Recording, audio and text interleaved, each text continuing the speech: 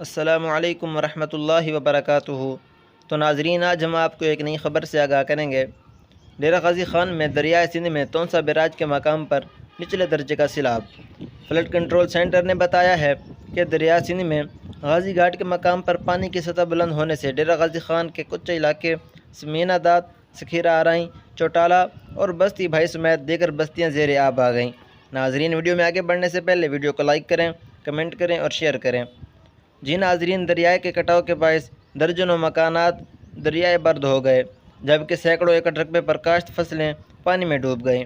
حالیہ مونسون بارشوں کے بعد دریائے سندھ میں تونسا بیراج کے مقام پر نچلے درجے کا سیلاب ریکارڈ کیا گیا ہے۔ فلڈ کنٹرول سینٹر کے مطابق دریائے سندھ میں تونسا بیراج کے مقام پر پانی کی آمد 2,80,310 کیوسک ہے، جبکہ پانی کا اخراج 2,56,810 کیوسک ہے۔